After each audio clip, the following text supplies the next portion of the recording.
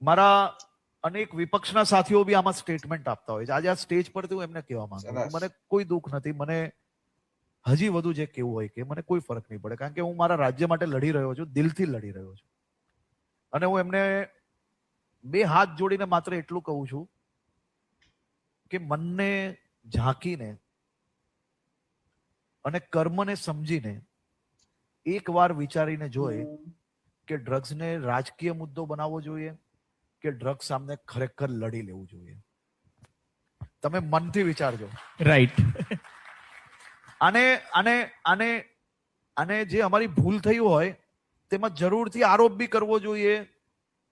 મારું કોલર પકડી લે, મને કોઈ ફરક નથી પડતો, પરંતુ એક વસ્તુ તો વિચારો કે કોઈ 1000 કરોડનું ડ્રગ્સ પકડ્યું હોય અને કોઈ એમ કે આપણું ગુજરાત ઉડતા ગુજરાત બની ગયું છે, ખાલી પોતાની પેલી ઇન્સ્ટાગ્રામ અને યુટ્યુબ પર વ્યૂઝ વધારવા માટે અને અમુક ભાષાઓ તમને પેલું કહેવાય ને કે ઇન્સ્ટાગ્રામ અને સોશિયલ મીડિયામાં કોઈ દિવસ સારી ભાષા કે સારો પ્રયાસ ના ચાલે. એમાં તમે આમ પેલું લોકોને હસવું આવે ને મજા આવે એવી વાતો કરો એટલે કેવું પેલું રીલો ચાલ્યા કરતી હોય અને વેપાર ચાલ્યા કરે. પરંતુ ક્યારે એવું વિચાર્યું છે કે સમાજે મને ચૂંટાઈને ગુજરાતની વિધાનસભા સુધી મોકલ્યા? સાહેબ, ભલે ટીકા થાય, ભલે સંઘર્ષ થાય, પણ દૂષણ સામે હું લડી જ લઈશ.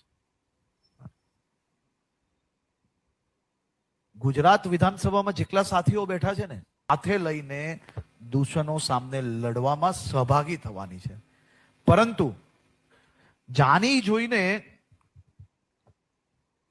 નેતા તરીકે તમે નેતા સામને સામને હોઈ શકે, આરોપ પ્રત્યારોપ આ બધો રાજકીય વર્ષોથી ચાલતો ભાગ છે, એમાં કોઈ વાંધો નથી. પરંતુ જ્યારે પોલીસ પકડીને આવે ત્યારે કોઈએ એવું જોયું છે કે આ ભારત પાકિસ્તાનના દરિયાના ભારી મોજાઓ વચ્ચે 2-3 દિવસ સુધી ગુજરાત એટીએસની ટીમે પાકિસ્તાનીઓનો સામનો કરીને, ગોલીઓનો સામનો કરીને આપણા દેશની ધરતી પર ઘૂસતા ડ્રગ્સને પકડીને આવ્યું છે, તો આપણે એને અભિનંદન આપવું જોઈએ, સન્માન કરવું જોઈએ. કેમ સમાજની આ જવાબદારી નથી સાહેબ? મિત્રો, ગુજરાત રાજ્યના ઉપમુખ્યમંત્રી હર્ષભાઈ સંઘવીએ આ વિપક્ષના નેતાઓને તતડાવીને એકદમ જોરદાર જવાબ આપ્યો છે અને હર્ષભાઈ સંઘવીના આ જવાબને વિપક્ષના નેતાઓએ સારી રીતે સમજી લેવાની જરૂર છે. આ ગુજરાતની જનતાએ, ખેડૂતોએ અને યુવાનોએ આ વિપક્ષના નેતાઓને ગુજરાત વિધાનસભાની અંદર ધારાસભ્ય તરીકે જે ચૂંટીને મોકલ્યા છે, તો એ ગુજરાતની જનતા, ખેડૂતો અને યુવાનોના હિતોનું ધ્યાન રાખવા માટે થઈને, એમની સમસ્યાઓને આ સરકાર સુધી યોગ્ય રીતે પહોંચાડવા માટે થઈને અને એમની સમસ્યાનું નિરાકરણ લાવવા માટે થઈને ધારાસભ્ય તરીકે ચૂંટીને મોકલ્યા છે. પરંતુ આ વિપક્ષના નેતાઓ આ જનતાના હિતોનું ધ્યાન રાખવાના બદલે, એની સમસ્યાનું નિરાકરણ લાવવાના બદલે આ લોકો સોશિયલ મીડિયાની અંદર રીલબાજી કરી રહ્યા છે, સોશિયલ મીડિયાની અંદર હીરોગીરી કરી રહ્યા છે, સોશિયલ મીડિયાની અંદર પોતાની દબંગાઈના વિડીયો મૂકીને આ ગુજરાતની જનતા, ખેડૂતો અને યુવાનોને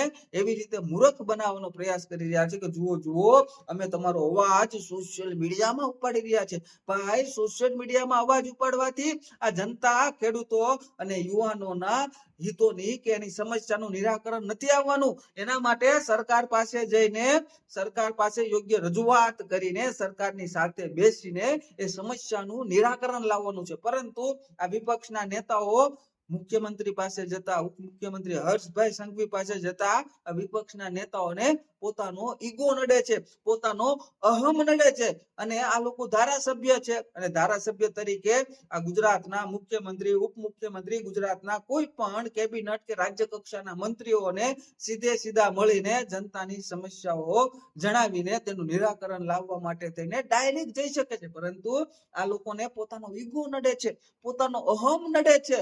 પરંતુ આ સત્ય વાત એ ગુજરાતની જનતાને જણાવતા નથી અને ખાલી સોશિયલ મીડિયાની અંદર લેટરો મૂકીને, સોશિયલ મીડિયાની અંદર વિડીયો બનાવીને હું આમ જવાનો છું, તેમ જવાનો છું એવું કહીને આપણને મૂર્ખ બનાવે છે. આ ગુજરાતની જનતા અને ગુજરાતના ખેડૂતો અને ગુજરાતના યુવાનો એક વાત યોગ્ય રીતે સમજી લે કારણ કે સરકાર પાસે રજૂઆત કરવા જવા માટે થઈને જે પ્લેટફોર્મ છે એનો ઉપયોગ આ વિપક્ષના નેતાઓ કરતા નથી, કારણ ઈગો નડે છે આ વિપક્ષના નેતાઓને. એટલે આને તમારા ગુજરાતની જનતા, ગુજરાતના ખેડૂતો, ગુજરાતના યુવાનોની સમસ્યા સાથે કઈ લેવા દેવા નથી.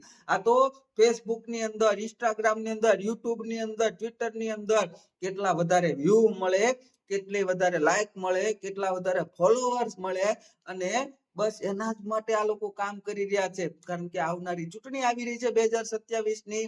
અત્યાર સુધી તો આ લોકો અમુક મુદ્દાઓ ઉપર જ શાંત થઈને બેસી ગયા હતા, પરંતુ અચાનક જ આ લોકો હવે આ ગુજરાતની જનતાને સોશિયલ મીડિયામાં હીરોગીરી, રીલબાજી કરીને મૂર્ખ બનાવવા માટે નીકળી ગયા છે.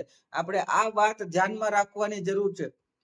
અને જે ડ્રગ્સનો મુદ્દો છે, તો ડ્રગ્સનો મુદ્દો ખાલી ગુજરાત નહીં, પરંતુ આખા ભારત દેશ નહીં પણ સમગ્ર વિશ્વની અંદર આ ડ્રગ્સનો જે આખી એક સિન્ડિકેટ છે, એવી રીતે એના મૂળિયા એટલા ઊંડા ઉતરી ચૂક્યા છે કે આને તોડવા માટે થઈને ખાલી ગુજરાત સરકાર, ભારત સરકાર, ગુજરાત પોલીસ કે ભારત સરકારની જે પોલીસ છે એનાથી કામ નથી થવાનું. એના માટે થઈને આપણે ખુદ જાગૃત બનવું પડશે.